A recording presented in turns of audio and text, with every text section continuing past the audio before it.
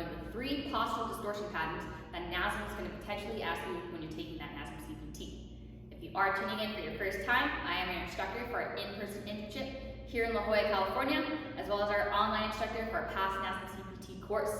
Helped over 500 people pass the thing, 2,000 plus with our study guide. So if you are trying to pass that and you want access to our study guide and the weekly Zoom calls, go ahead, drop a comment below or message me afterwards so I can get you access to all that content. Now today, I'm going over, like I said, one of the postural distortion patterns, Pes Planus Distortion pattern. What is characterized by this? Well, you'll see it's known also as flat feet. So when my feet are everted, they come in. My knees are going to be knee valgus, so they also come in, cave in. And my hips are going to be internally rotated and adducted. So it's going to look like this, a little awkward position here. So this would be considered Pes Planus Distortion syndrome. Whenever you have a postural distortion syndrome, now it's going to ask you what are overactive and underactive muscles and what do you do to them. If you don't know already, overactive muscles are going to be considered short, tight, and we want to stretch and foam roll them for about 30 seconds. And underactive muscles are going to be considered weak and lengthened, and we want to strengthen them at a 4-2-1-1 tempo. So in this scenario, as such, with Pes Planus Distortion syndrome, we'll be looking at the ankle first. So when my ankles are everted, flat feet, what are potential overactive muscles for that scenario? We're going to have your calf muscles, your gastrocnemius and soleus. Then when we look at the knees, when they cave in, what muscles are drawing that in? One of the most overactive muscles that Nasm has, your inner thigh, your adductors. What do? They adduct your leg back to the body's midline. And then lastly, of course, because your hips are internally rotated and adducted, your hip flexors, now I'm going to say your psoas, would be considered overactive and tight as well in that scenario. So those are all the overactive muscles. Now what are some potential underactive muscles that we're looking for this postural distortion pattern?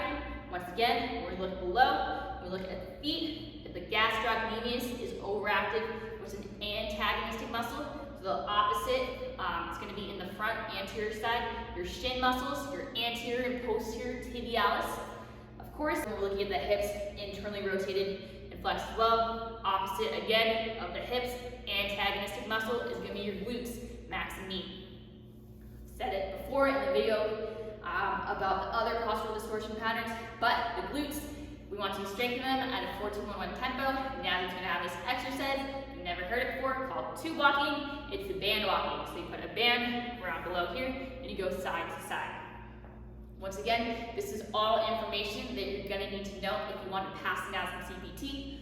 Overactive, underactive muscles, what do you do to them? How can you help them? This will help you pass that test.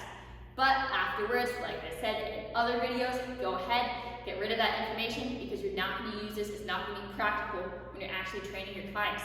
We do not diagnose our clients with postural distortion patterns. We don't want to scare them. Instead, we want to help them live healthier lives by strengthening them, getting them to move better with proper movement patterns. Band walking side to side ain't going to do much, but we get some goblet squats, some hip thrusts, RDLs, compound movements to help gain strength in those muscles. It's going to help your clients way better, reach your goals faster, easier. They're going to stick with you. Client retention is going to be way better than if you do these band walkings, Bosu ball stuff. So like I said though, if you are trying to pass the Nasm CPT, our guide, weekly Zoom calls have helped over 2,000 people pass the thing.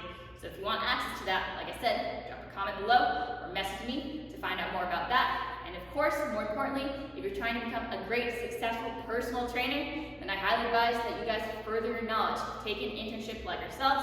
In person, we have here, La Jolla, California, as well as West Hollywood and Austin. You can't come in person for that full 2 months. We do have seminars, so we'll come to you. Our next one will be in March in LA. We're going to a lot of other places each month, so if you're trying to go to a seminar, want to know more information about that, once again, reach out to me. I'll get you all that information. And lastly, of course, if you cannot come to either of those in person, do not feel like you have to come physically to still gain the knowledge and the team that we have here. We have our online internship. We have people all over the world, so you can still gain that knowledge, ask questions from professionals, gain insight, to help better yourself as your personal trainer, and make this a long-lasting, successful career.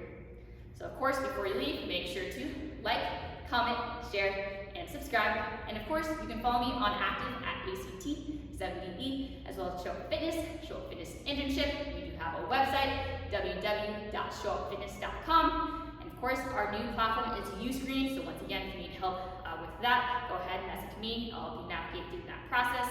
But like I said earlier, if you're trying to become a great, successful personal trainer, all you gotta do is show up. It's your girl Megan, out of here.